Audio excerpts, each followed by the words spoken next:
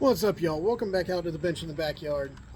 So like I've told y'all before, I'm in the upstate of South Carolina, and we just had Hurricane Helene come through on Friday, and we've been out of power since then. So I haven't really been able to film anything. Um, so what I have been able to do is do a lot of wiring. Um, First thing I'm going to show y'all is this little, well, not little. It's a Cummins Nana. Excuse me. um, that I got last year. It was fairly well developed. They had just taken the wires off of it and replanted it, and about a month and a half, 2 months later, it started going brown. I'm not real sure what happened. Either I was overwatering it, or um, too much of the root system got cut off. I was able to save it. I set it off in the shade and basically did nothing but miss the foliage. I didn't water the base of the plant at all. And I had this, the cascade portion has reverted back to juvenile foliage. But up at the top, it's all adult foliage. So that's good. And so what I just did is wired it up, kind of set this pad down here, a little step up right here, and then the top of the tree. So that's the first one.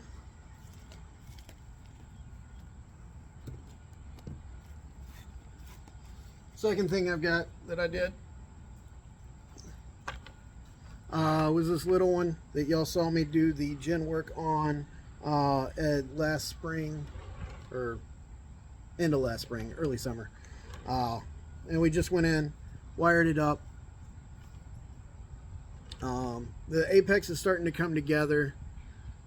It's no longer super bald at the top, so that's good. We're getting this nice little flat pad here, and we've got a couple of step downs here on this little cascade, and then a little small pad here. So I think my wife, this is her favorite of my bonsai. She thinks this is the front, but I'm not real sure. Kind of like this trunk portion, you can't really see the gen as well though, so I think she's probably right with the front being about right there. But this one, when I got it, it was mostly juvenile foliage. Most of that's gone away. There's a little bit in some places, just at the tips. Most of it's starting to grow up into the more adult foliage. Let's see here. I guess I'm just going to go through all of my. I'll put this back here. I don't have room over on the bench because y'all are in its position. That's where it goes on the bench. Then I get this next for Cummins Nana. It's the one I put a little bit of a heavier gauge wire on it, just so that I could move these branches around a little bit and kind of set their pads where I needed them to be. So we got this nice little 1, 2, 3 steps here, and then the same thing over here. So you got 1, 2, 3, 4, 5 at the top. So 1, 2, 3, 4, 5 at the top. Just kind of a little bit symmetrical, but not really. We got this coming down a lot farther, a little bit more further forward, as you can see there. But it looks pretty good from any angle. But again, that's probably the front, or perhaps that. That would have to get repotted. No, that's about right. But I think probably about right there, because we have got this little tiny one right there, which, I mean, if I wanted to use this side, I could swing this around and it wouldn't be a super big problem. And we can just do a little bit of tweaks over here. If fact, I think I kind of like that. We would have to turn this out a little bit. But other than that, that might be the new front. Plus you see this gen up at the front. The only problem is it starts higher over here and then works its way to the back downwards. And I guess that could be turned around, but not really, because this one has to come out the back. I can't really bend it the other way because it was already naturally coming out over here. So that's gonna have to go like that. But yeah, if we run it like that, this apex will eventually fill out. These will all bush out. Hopefully I can get a little bit of back budding up in here. If not, that's not a big problem. We can bring these up into more of that dome shape top pad. Although I kind of like this kind of sparser as it is. But yeah, we're going to be changing the planting angle on this one a little bit, because right there, this trunk right here is just about vertical, and so if we tilt it up a little bit like that, kind of takes it past the vertical so that it comes up this way and then comes back this way a little bit, but it's enough to kind of make it a little bit more interesting. We can make it a little bit more drastic, kind of like that.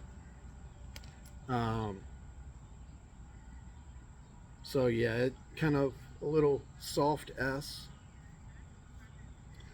I think that's probably what we'll wind up doing, super drastic.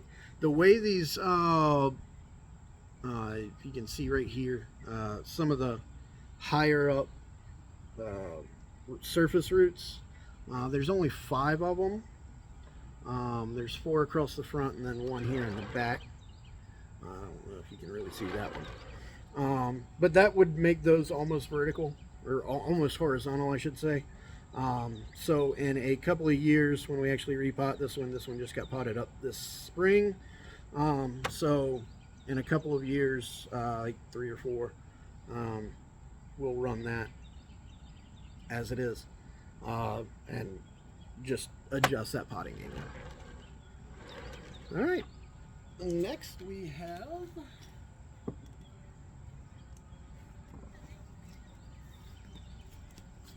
most of what I've done so far have all been junipers. This one, y'all saw me repot this one in the late spring, early summer. But all I did was come in here and just set some of these, set the primary branches where they need to be, mostly to get the foliage up off of the substrate, and to kind of get it kind of set into the direction that I want it to be. This one's more of like just an informal upright. Same thing with the other one.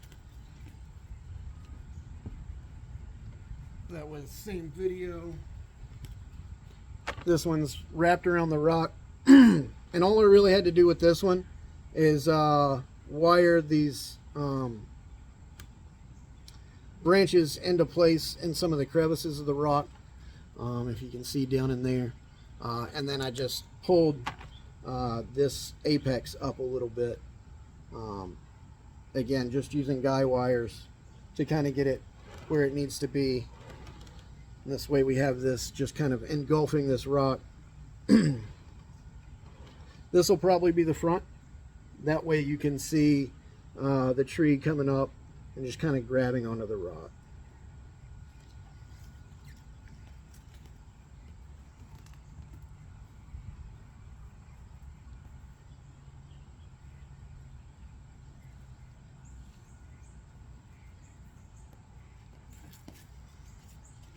Next thing, way back here. So a little trident maple. I did a little bit of top prune here, and just kind of set these main stems up to where they're going to eventually grow to. This one's going to be growing in the ground either next week or the week after. I'm going to do all of that once I get small greenhouse that I got, one of the little pop-up tent styles, just to get me through this spring, or just to get me through this winter. And if it holds up, then it should be all right.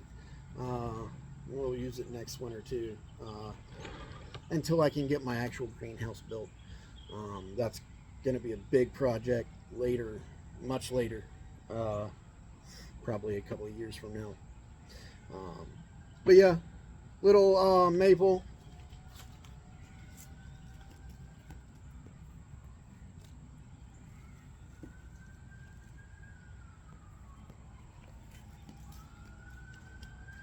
Then I got one of my wife's smoke trees. Just wired it up to kind of bring it in. This is also going to go in the ground over there with that trident maple and dawn redwoods that y'all saw a couple of weeks ago. They're all going to be going in the ground just so that they can get some more size on them. They're all in trade gallons at the moment, and we will get those in the ground so that they can start putting on a good bit of size. But this smoke tree, big glitterati style in the back. It's got a lot of cool movement in it. She really seemed to like it. And then this little semi-cascades part, or first directional branch I should say, off to the side and then back up. So it's kind of this one cohesive unit. Bring that up a little bit so that you can tell that they're different. Same thing with the purple smoke tree that y'all saw. It's same, got them in the same place, that fireworks stand up in Traveler's Rest. But yeah, just a little more informal upright, little soft S, bringing it in and around this way. It'll have some decent movement in it when we actually transplant it over into the Japanese garden that I'm planning on doing in the next couple of years as well. That'll be part of the greenhouse complex, so it'll be a wraparound greenhouse around my carport with a Japanese garden and fish pond over in my side yard. And that'll definitely be put up on the channel once we start doing that. But yeah. Next thing I had, little red maple. This one right here. I got a bonus red maple that it was, I guess, a seed dropped. This is a 2-year-old sapling.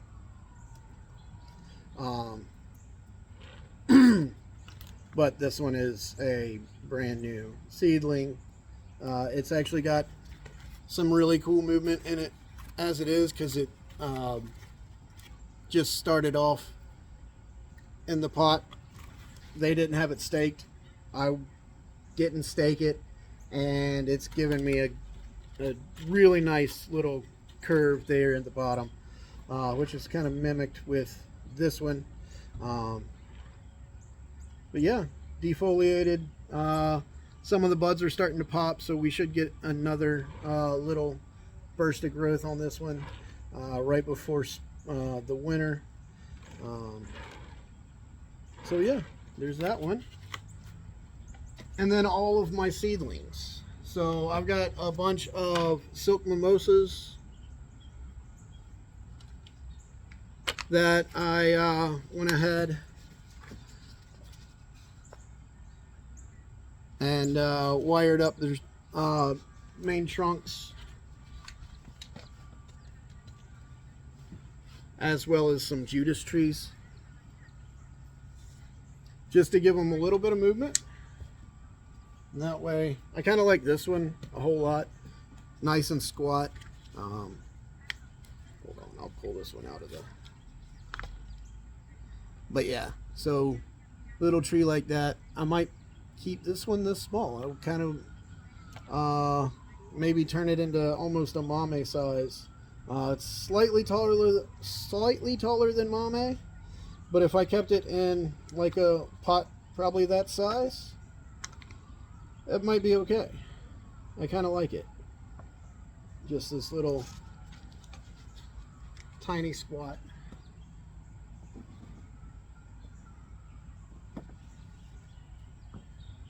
Then all of these, the mimosas as well as those Judas trees, I got in, my wife got me one of those little seed kits that you see on Amazon all over the place. And I had a lot of these that sprouted. Had a couple of the Japanese maples that did, but then the real small seedlings just didn't make it. I only had one Japanese black pine that made it. It hadn't been doing too well. That's all the growth that it's put on in the first year. We'll see. I'm gonna leave it as it is, and we'll see if it grows. But all of these silk mimosas and the Judas, I got 2 Judas trees, and then a bunch of silk mimosas. 1, 2, 3, 4, 5, 6 of the silk mimosas. I also have a silk mimosa in one of those planter boxes that y'all saw me do the little haircut on the Lingstroms, the privets. And I'm going to leave that one there and just see it. It's actually a good bit bigger than these because it's got a lot more soil over there. I've got some 6-inch pots, just nursery pots, and a couple of trade gallons that are coming in. Should be here sometime this week, that I'm going to be transplanting all of my seedlings into, as well as the boxwood cuttings that I took. So they all look fairly decent. There's a few that have some dead leaves up at the top, but they should have made it. And so by the time those come in, the nursery pots come in, those should be ready to pot up individually, and we'll see how they make it through the winter. So that is what I have been doing since I don't have any power and don't have any way to do any of that other stuff. I can't do any editing, so this is going to be there will be some spots that are a little bit dead, but I apologize for that. I'm just trying to give y'all a little update on what I've been up to. I've been fairly busy. I've got a couple of videos that I did manage to film before the hurricane came through. I've got 2 that need to be edited, so those will be going up as soon as I get power back, so I can go in and actually put them together. I don't remember which ones they are. I think it's the Cascade that y'all haven't seen yet, as well as, I don't remember, but I got 2 of them over there that are, or 2 of them in there that are going to get edited, and I'll put those up as soon as I can. It's looking like we're probably going to be out of power for another week or so. I have no idea. Our Duke Power has said that most people in my county are supposed to have their power back by Friday, but I don't see that happening. There's no way it's going to happen tomorrow. They haven't even started working on my road yet, so luckily we can get out. We cut our way out a few days after the hurricane came through. We were able to cut out the top of our road. That's Saturday. The bottom of our road was okay. It was clear, but the top, I mean, you can't get out of it, or you couldn't. There's power lines down everywhere. I'm just thankful we didn't have any major damage at the house. All my trees made it through, and all my thoughts and prayers go out to those people up in Asheville and Western North Carolina and Eastern Tennessee. Just hoping and praying that they make it through and are able to just recover from this. This is the worst storm that I've seen in my 41 years of life here. It wasn't even this bad when Hugo came through in the 90s. It was this was a real bad storm. So everybody out there, just stay safe. And until the next time I see y'all out at the bench in the backyard, just remember to grow them big, but keep them small.